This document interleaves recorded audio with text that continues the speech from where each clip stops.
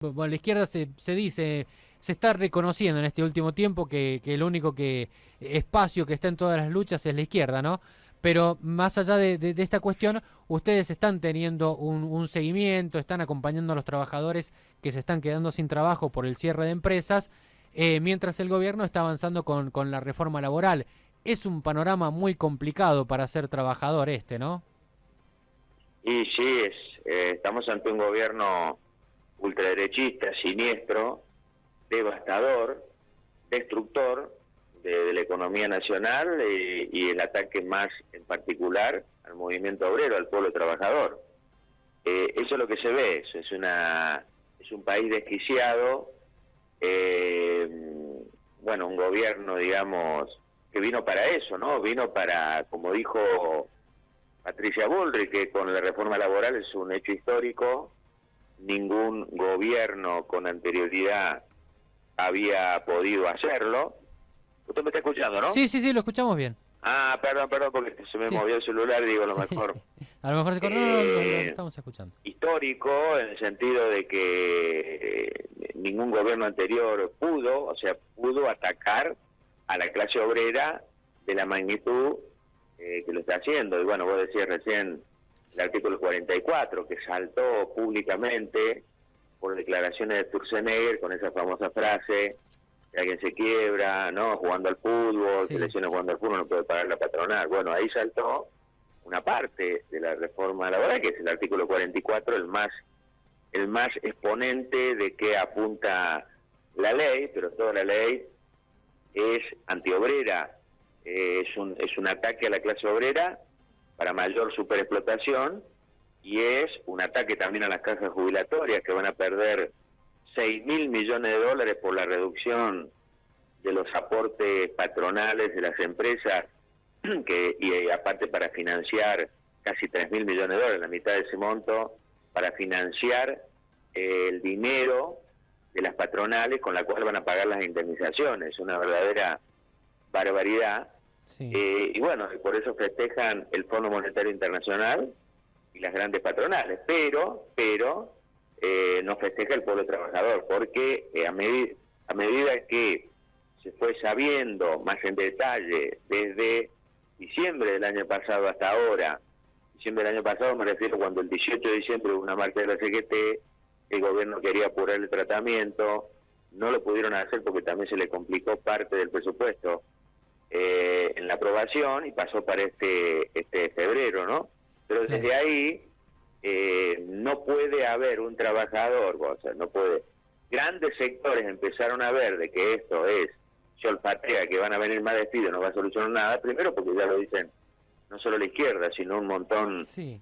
de analistas, periodistas y demás, sino que eso es lo que se empieza a palpar en una situación donde, como bien decías vos, la devastación tiene su cifra: 22.000 empresas que cerraron, se cuentan por 315.000 la cantidad de despidos registrados, ya sea en el sector privado, la mayor parte, y también el sector público.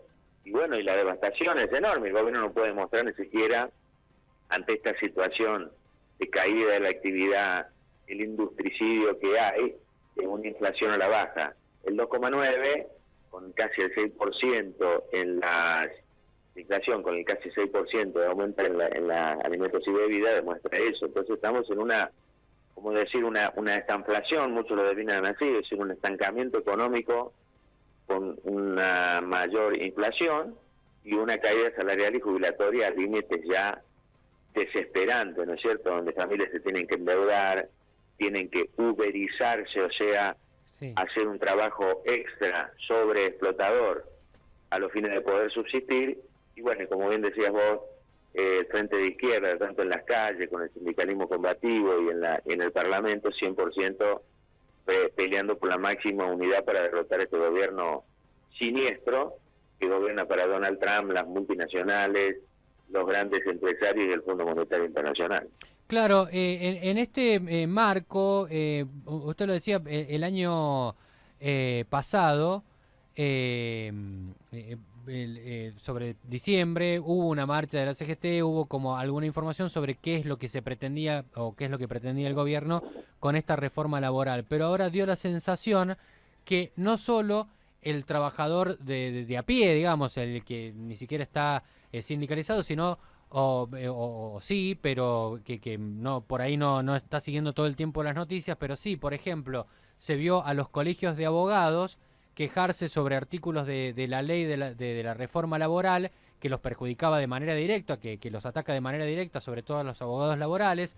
Se vio incluso organismos de periodistas también, por la derogación del Estatuto del Periodista. FOPEA salió el último día a quejarse sobre el tema, como que recién cuando el debate estaba ya prácticamente definido, más allá de que no se hubiera votado, recién ahí como que salieron la CGT misma, que salió con un paro el día del tratamiento en el Senado, cuando ya venía con media sanción de diputados esta ley, como que no hubo tal vez una prevención, digamos, o una exposición preventiva de lo que implicaba esta reforma laboral para los trabajadores hasta que se terminó sancionando. Y eso por ahí da la sensación que también perjudicó a los propios trabajadores que desconocían el alcance que iba a tener esta normativa y ahora se están enterando, ¿o no? Comparto completamente lo que decís vos, y el rol de la CGT ha sido vergonzoso. Desde el año pasado, estamos hablando del 18 de diciembre, 18 de enero, 18 de febrero, o sea, 2 meses, no preparó un plan de lucha para frenar la reforma laboral, para que no se lleve para que no se lleve a cabo, para que no se vote, para poner de pie al movimiento obrero, para poder enfrentarla. Optó por negociar algunos artículos que afectaban la caja sindical la dirigencia sindical. Apostó al diálogo con los gobernadores, apostó al diálogo con las y los senadores, apostó al diálogo con las y los diputados, pero no convocó al movimiento obrero para salir a enfrentarlo. Es más, el día que se votó en el Senado solamente fijó una marcha, y lo que tuvimos en la Plaza de Mayo, vimos que la CGT ni siquiera entró a la plaza de los dos congresos. Claro. Estaba a la izquierda el sindicalismo combativo, la CGT hizo una movilización y a las 3 de la tarde ya no se retiró y dejó libre a que las provocaciones y todo lo que usa el gobierno, digamos, de excusa para reprimir, hicieron una represión feroz que duró hasta las 20 horas para desalojar la plaza y poder votar la ley. Y después estuvo obligada el día 19 a fijar un paro solo por el escándalo del artículo 44, pero nunca la CGT, estamos hablando de la CGT peronista, sí. Nunca la CGT, digamos, que vinieron diciendo, bueno, no decir como parte del peronismo, el peronismo también, porque el peronismo diciendo, si se vota el peronismo, se pone un freno a Milei, y no se le puso ningún freno. Hubo una complicidad también en la votación de diputadas, diputados que responden al peronismo, que vienen de la extracción peronista, pero no solo que lo dieron en cuero, sino que lo votaron. Eso fue una complicidad ahí también enorme. Entonces, el paro general fue un paro muy importante. Sí. Fue un paro muy importante. Se paró el transporte, se paró la docencia, en la gran parte de la industria. O sea, los propios medios hablaron de las pérdidas. Viste que cuando Argentina está devastada, pero cuando viene un paro general, hablan de las supuestas pérdidas que genera un paro. Cuando las pérdidas se ocasionan todos los días con pérdida de puestos de trabajo, pérdida de salarios, pérdida de jubilaciones. Bueno, pero la pérdida que se dice cuando el paro, quiere decir que fue una demostración donde hubo un paro global que se sintió. A pesar de eso, es decir, que la clase obrera, cuando se la convoca, responde. La CGT, por ejemplo, hasta el día de hoy, estamos hablando de día miércoles, se va a reunir desde las 3 de la tarde para fijar a ver qué es lo que va a hacer el día viernes. Una CGT que ya está entregada y que lo único que dice es que va a ir por la vía judicial. Está bien, ir por la vía judicial. La estrategia judicial, ¿cuál es la estrategia judicial? Presentar un recurso de amparo que se presenta en media hora a los fines de que se rechace la reforma laboral. Está bien, pero el problema es que la estrategia de una central obrera ante un ataque despiadado como es una reforma laboral que ataca al núcleo del movimiento obrero, el que genera la riqueza del país y que se dice encima opositora al gobierno, no tiene nada de opositora porque ya vino pactando la CGT desde hace tiempo con el gobierno, dejando correr el ajuste de Milei. Entonces, efectivamente, como bien decís vos, la clase obrera tuvo que, digamos, hacer su ejercicio propio, ¿no es cierto? Claro. En el sentido de empezar a ver qué es lo que se decía en los medios y demás, y el perjuicio global, porque es una mentira completa hacer creer que, como dicen Milei, Patricia Bullrich, de Turcenegro, aumentar la jornada de 8 a 12 horas, facilitar los despidos, esos despidos los van a pagar las jubiladas y jubilados y no las patronales, que te van a decir no va a haber vacaciones, que te van a poder, que te van a considerar servicio esencial un montón de servicios, de lugares de trabajo, no servicio esencial porque se necesita que esos servicios se desarrollen, haya inversión, o como la educación, la salud pública, que vienen siendo destruidos por el gobierno, sino que van a considerar servicio esencial para que no haya huelga, claro, para que no se puedan hacer paros, para que no se puedan hacer movilizaciones. Entonces todo eso estaba del originario de la ley. Todos los cambios que se hicieron, los 28 cambios que se dice que se hicieron, fueron en otro sentido. El núcleo antiobrero y antipopular de destrucción de los derechos laborales ya estaba desde hace tiempo, eso la CGT lo sabía, y por eso siempre el sindicalismo combativo venimos reclamando que la CGT después del paro general tendría que delinear un paro de 36 horas como parte de un plan de lucha nacional, convocando a hacer asamblea, cuerpo delegado y demás para enfrentar la reforma. Bueno, eso no lo hizo, entonces eso está quedando como parte de la agenda, en la mancha de la CGT, digamos, y también del peronismo, que se acusan de traidores entre ellos en la Cámara de Diputados, pero todos cuando vienen las elecciones dijeron, bueno, el peronismo.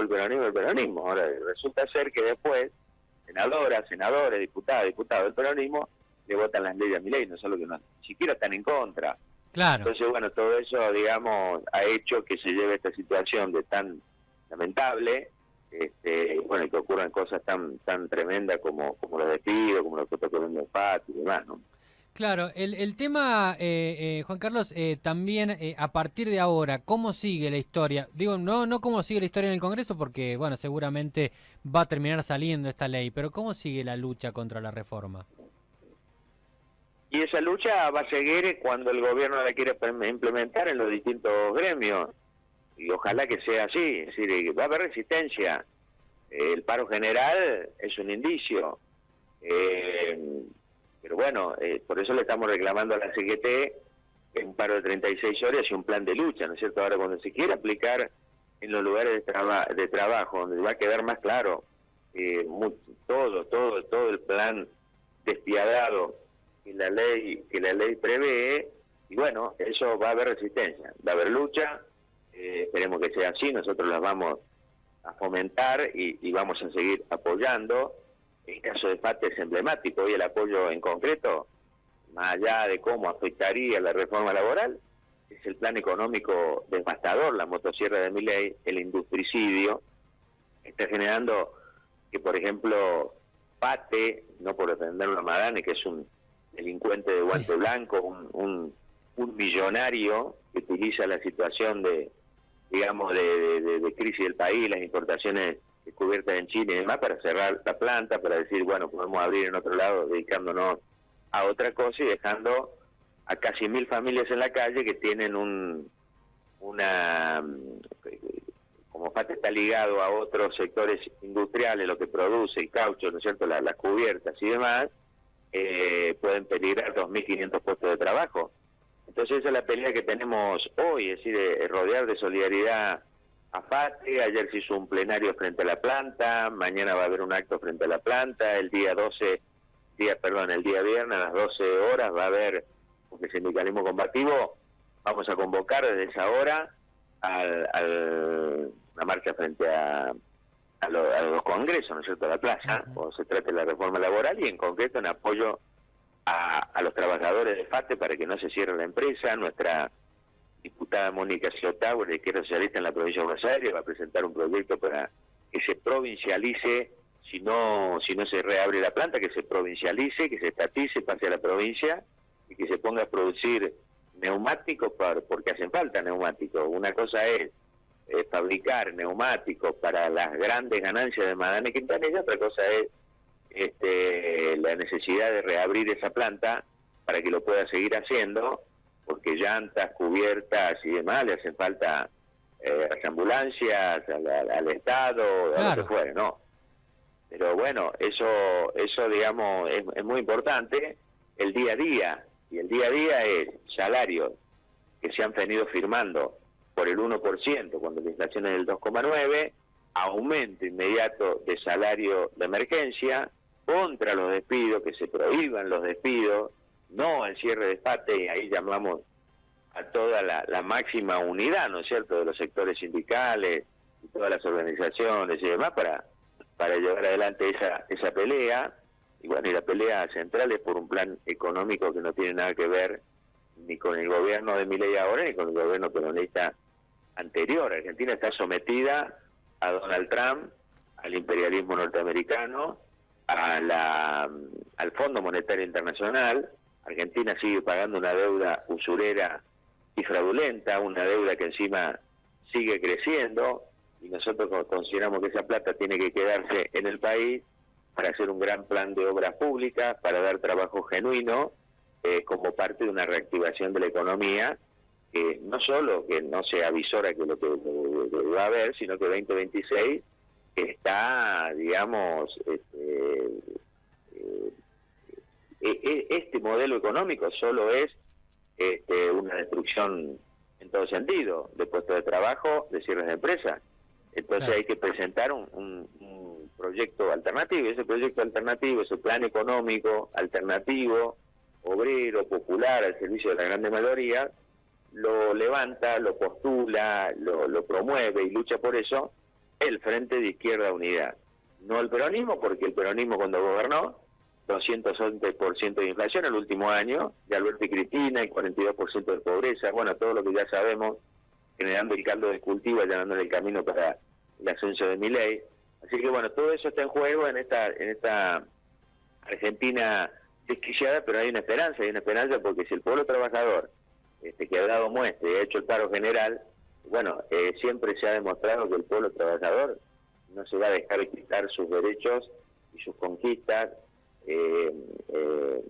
digamos, y el salario, los puestos de trabajo de una manera, eso es lo que quisiera el gobierno, que haya un aplastamiento del movimiento obrero que no reaccione ante esta situación, pero precisamente ha reaccionado en todo este tiempo, se ha dado cuenta, por eso no hay festejo en los lugares de trabajo por la reforma laboral. Es más, hay muchos trabajadores votantes de Milei, ¿no es cierto?, que están sacando también esta conclusión. Así que bueno, en base a eso es que el gobierno no va a tener un cheque en blanco para hacer lo que quiere. Claro, exactamente.